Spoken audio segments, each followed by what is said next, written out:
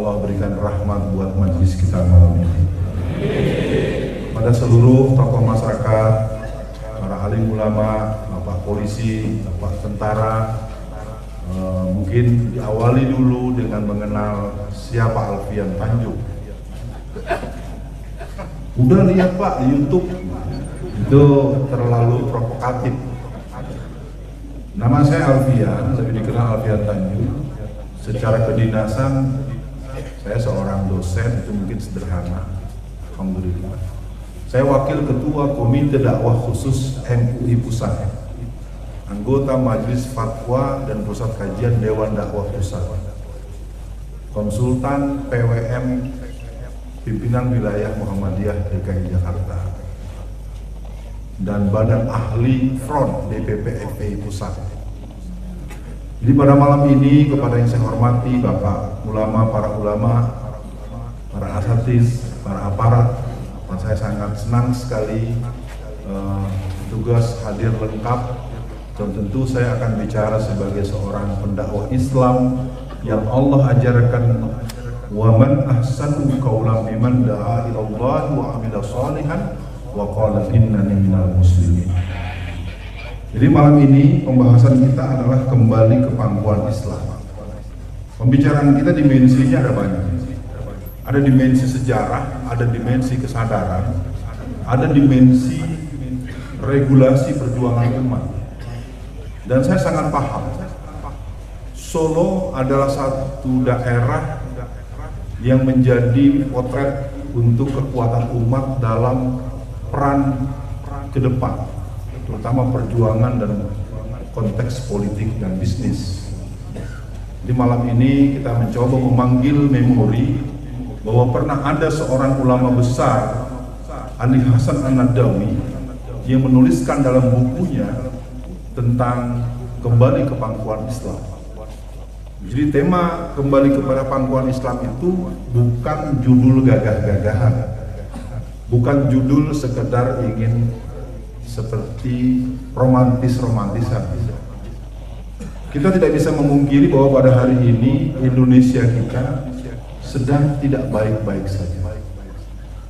29 bulan saya dalam penjara selama 30 Mei 2017 sampai saya bisa pulang tanggal 9 Oktober 2019. Saya punya catatan khusus. Satu, beredarnya narkoba di Indonesia itu per tahun itu 250 ton. Ya.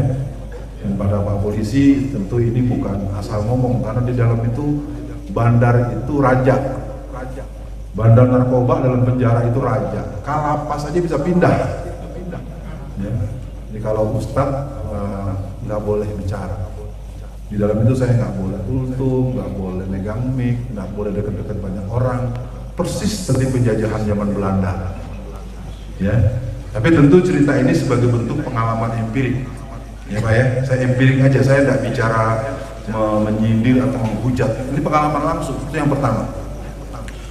Saya berkesimpulan, hanya 30% sajalah sebetulnya orang yang layak masuk penjara. Yang lain penyebabnya macam-macam dan pembahasannya bukan di forum ini.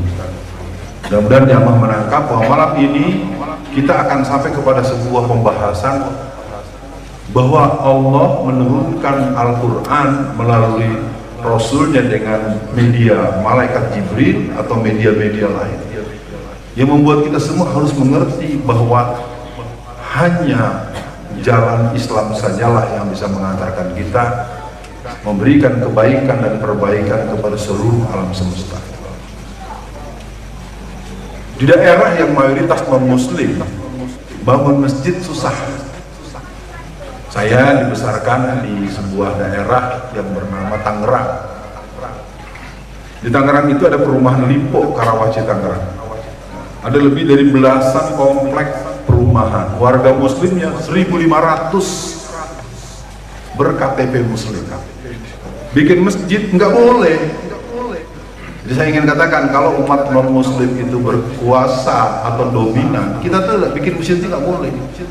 Padahal SKB 3 menteri membangun sebuah rumah ibadah itu cukup dengan 90 KTP warga yang bertinggal di tempat itu. Itu menurut peraturan pemerintah. Tapi apa yang dilakukan oleh pihak Lipo, tahu Lipo nggak? Apa? Lipo itu lama-lama Indonesia pasti punya OE.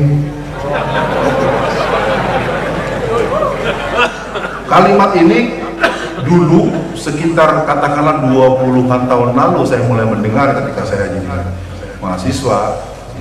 Saya pikir bercanda, ternyata tidak. Sekarang ini kalau Cina yang bermasalah, petugas nggak ada yang berani. Di Lampung ada seorang polwan itu ditempeleng sampai giginya rontok dan atasannya diam semua. Saya sampaikan ke Mabes Polri, saya dibilang, Ustadz jangan suka provokasi dong. Saya kirim videonya, langsung diam. Sekali lagi buat kita semua, memang Cina sudah menjadi barometer, dan di Solo ini ada 11%. Ya, di Cina ini pernah berhadapan dengan gerakan perlawanan tahun 71. Jangan sampai masyarakat umum nggak paham dulu Jakarta di Solo ini kita memang pernah bersikap secara fisik. Tapi malam ini tidak. Saya malam ini ingin mengajak, yuk semua sadari kita punya kekuatan. Wal mu'minin wal mu'minatin karbun yanuhum yasuduhum ba'duhum ba'd.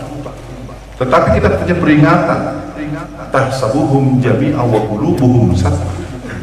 Jangan sampai ayat yang bukan buat kita terjadi pada kita. Apa artinya, Ustaz? Kau lihat mereka seolah-olah bersatu, padahal hati mereka terpecah belah. Jadi malam ini kita mohonkan kepada Allah, semoga Allah satukan hati kita. Karena kita tidak akan mungkin dikalahkan ketika Rasulullah pernah mengingatkan, ya Allah ma'al jamaah. Tangan Allah itu bersama dengan orang-orang berjamaah. Nah, konteksnya memang yang ideal itu adalah jamaah muslimin. Tetapi dalam pembicaraan di skala perjuangan internasional tidak bisa dibantah yang terjadi adalah jamaah minal muslimin. Belum bisa menjadi sebuah kekuatan kohesif karena kita sangat tahu persatuan umat Islam ini kelihatan di pengajian. Tapi giliran di TPS pecah. Ustadz yang paling beken pun memenangkan orang yang tidak akan membela kepentingan Islam. Ya. Bukan di sini, bukan. Di mana-mana. Saya tidak ingin berlebihan.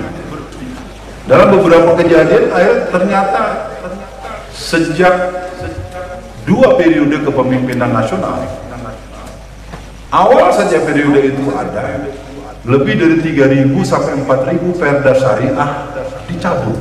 Jadi kalau yang belum tahu, rezim 2 periode ini memang rezim yang sangat asik dalam menyembelih Islam. Nah, kita ini belum berasa karena lehernya belum dipotong. Yang dipotong baru aspek politik, aspek kebijakan. Ini jadi persoalan.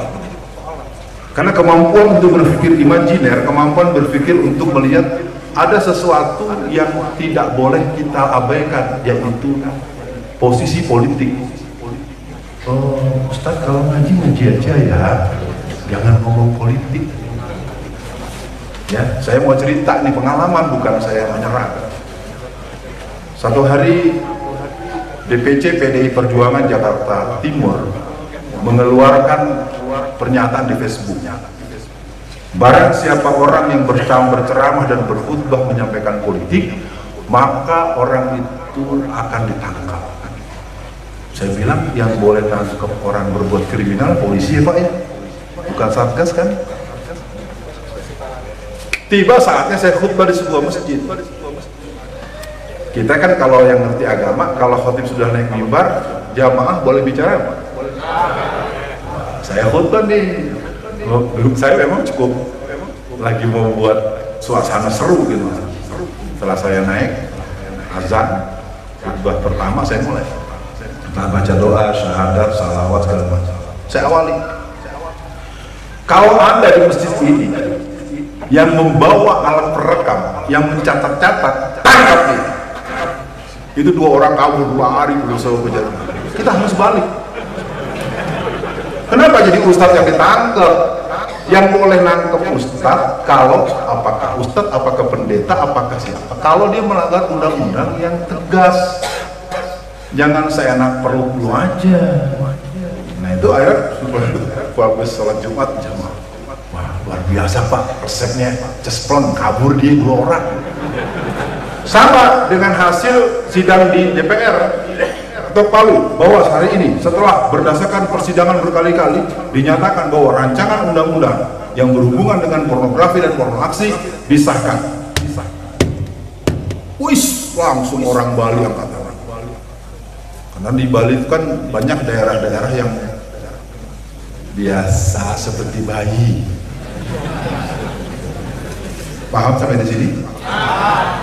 Kami akan melepaskan diri dari Indonesia karena telah melakukan, kalau saya jadi Panglima TNI atau saya Kapolri, saya akan tangkap tuh yang mau bilang melepaskan diri.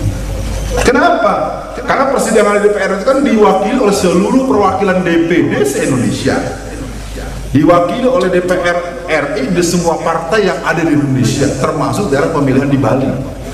Kalau sebuah keputusan undang-undang sudah dihasilkan, maka undang-undang tersebut harus mengikat seluruh warga negara Indonesia. Begitu kan? Kenapa enak saja dibilang begitu? Tapi memang karena kita biasanya suka nggak punya mental jihad politik, akhirnya begitu.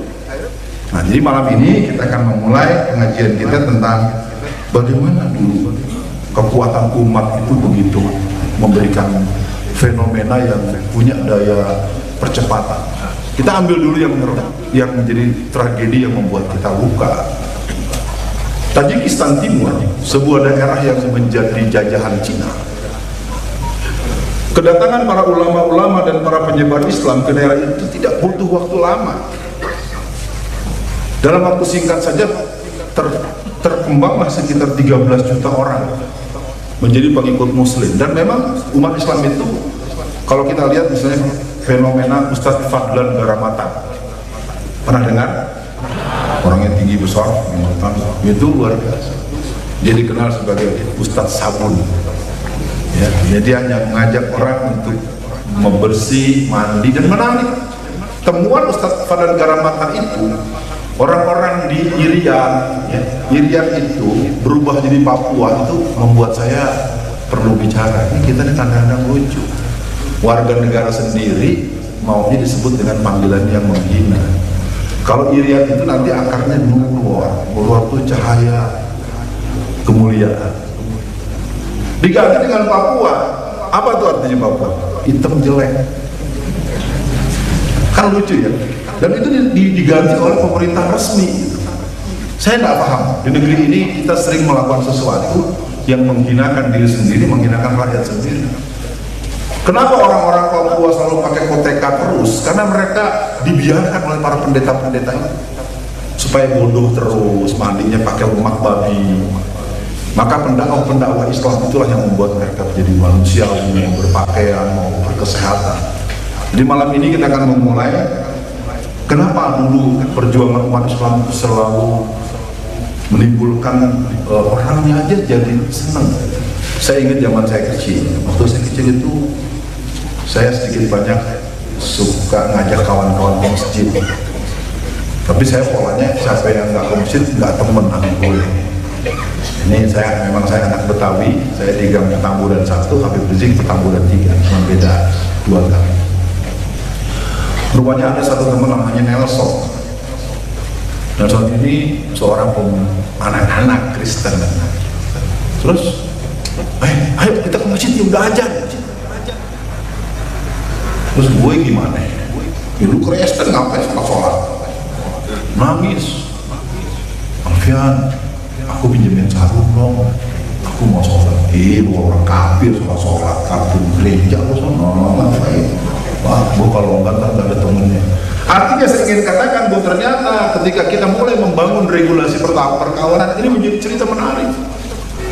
Sekarang saja ketika di Wuhan terjadi corona virus, bukan corona Toyota, ya. Hampir banyak pakai cadar, pakai hijabnya ada yang dari kantong plastik, ada yang macam. Tapi ada yang menarik, kalau dilihat, fayanzuru kaifa kana akibatul mukazzibin fa'tabiru ya ulil absar, bahwa ternyata teman-teman kita, sahabat kita yang ada di kem-kem penyiksaan, kem-kem perusak otak oleh rezim komunis Cina itu, menurut yang saya dengar 100% satu pun tidak ada yang terkena virus corona. Menarik ini. Jadi buat jamaah semua, kita harus paham haibatul Islam. Mari kita mulai poin pertama. Kenapa generasi pertama di masa-masa Rasulullah, di para sahabat dan para ulama-ulama, para wali songo. Wali songo ini kan sebuah sejarah yang digelapkan. Ada filmnya, itu film-film bohong itu. Masuk ke hutan, ini pakai itu bohong. Dan sebenarnya mereka para hafiz Quran. Sholat malamnya tidak pernah tinggal. Jadi permainan-permainan Israeliat, permainan-permainan memanipulasi sejarah itu untuk membuat orang kehilangan trust. Ya, jadi kebetulan nih Bapak polisi dan Bapak dengar langsung. Ya, saya kan berurusan dengan polisi terus, sampai buku saya yang berjudul Menangkal PKI, Strategi Menjaga Keutuhan NKRI. Ya, ada Pak polisi, kita tanya Pak polisi, kalau judul bukunya Menangkal PKI, Strategi Menjaga Keutuhan NKRI, dari judulnya Pak, kira-kira itu buku terlarang nggak Pak? Dari judul itu kan enggak kan? Buku saya disita waktu saya ditahan di penjara Jawa. Akhirnya saya bilang, ya, saya nggak sanggup ngomongin, saya marahin Pak, asli. Ya, kalau bahasa Betawinya, Pak, saya goblok-goblokin. Lu polisi goblok amat. Bukan Bapak, bukan Allah di Jawa Timur. Ya, buku saya belum dibaca, belum dilihat, dibilang terlarang. Lu sekolah enggak? Kalau bilang baca, bisa baca nggak? Jangan nggak bisa baca, lo begitu kan di otak lu. Di sono Pak, bukan di sini. Nah, saya cuma tanya Pak, saya ulang lagi Pak, kalau buku judulnya Menangkal PKI, Strategi Menjaga Keutuhan NKRI, menurut Bapak itu terlarang atau enggak? Enggak kan? Harusnya kita senang dong, oh, ada nih Pak Alfian gitu ya. Baik, poin pertama, keunggulan generasi pertama itu adalah karena mereka mempunyai keyakinan yang penuh akan pertolongan Allah. Jadi saya nyatakan dengan tegas, untuk menghadapi pilkada tanggal 23 September 2020, Solo akan memiliki pemimpin yang beriman pada Allah. Tapi nggak boleh pakai jurus masjid. Ya, harus dengerin omongan gue loh. Kalau jurus masjid dalam teori sosiologi politik, kalau ngandelin masjid suara kita cuma 15%. Jadi nanti artinya wahdatul ummah, wahdatul fikrah, wahdatul strategi itu di masjid atau di forum-forum majelis. Tetapi ketika masuk pada fikul waki, pada proses itu mungkin pembicaraannya bukan di forum terbuka. Saya akan menekuni, mendampingi secara sungguh-sungguh dengan catatan ayat ini diperhatikan. Tahsabuhum jami'a wa qulubuhum shatta. Artinya kaum mereka seolah-olah bersatu padahal hati mereka terpecah belah. Ayat itu asbabun nuzul itu bukan buat kita, tapi sering terjadi pada kita. 72 sampai 77% di Solo ini Muslim, 11% Cina tersebar, ada yang Kristen, ada yang Katolik, Hindu, Buddha. Yang Katolik di sini besar 13%, yang Protestan sekitar 6-7%, yang PKI nggak mau ngaku sekarang. Tapi banyak, saya malah tahu namanya, sebetulnya saya nggak mau nyebut namanya. Ada tokoh masyarakat yang jelas-jelas PKI dan mengatakan isyhadu ana PKI. Ya, tapi di forum ini nggak perlu disebut. Kalau disebut kita kan besok ada yang buat laporan lagi ke polisi. Jadi keunggulan generasi awal gerakan penataan dakwah di masa-masa kejayaan Islam itu adalah mereka punya keyakinan yang penuh kepada Allah. Iyyaka na'budu wa iyyaka nasta'in. Ayatnya sederhana. Ayat yang kita hafal itu ada salah satu ayat di Al-Fatihah. Kepadamulah ya Allah aku memohonkan, memperhambakan diri, dan kepadamulah aku memohonkan pertolongan. Saya himbau buat semua jamaah yang menyimak ceramah pada malam ini, tolong pahami bahwa kita berada di negeri yang sangat tidak ideal untuk tatbikus syariat. Saya pesankan betul. Kalau kita masih bicara, oh ini sistem togut, memang iya. Terus mau ngapain? Giliran jenggot, celana cingkrang dilarang, sama cadar dilarang. Kan agama langsung yang mau melarang. Begitu betul, gimana ya, makanya ente jangan suka ngangkat. Ntar kalau keluar jadi peraturan, jadi undang-undang, siapa yang bercerai cingkrang dihukum tahanan 3 bulan penjara. Bisa terjadi, jangan dianggap saya ngomong-ngomongan. Makanya sekarang wal mu'minin wal mu'minatin kal bunyan yasdudu ba'dahum. Innallaha yuhibbul ladzina yuqatiluna fi sabilihi shaffan ka'annahum bunyanun marsus. Jadi mudah-mudahan para jamaah menangkap poin pertama buat kaji kita malam ini adalah keyakinan kepada Allah. Jangan pernah ragu. Dulu nenek kita punya anak 18 orang, 22 orang. Ibu-ibu ada kayak yang neneknya anaknya banyak,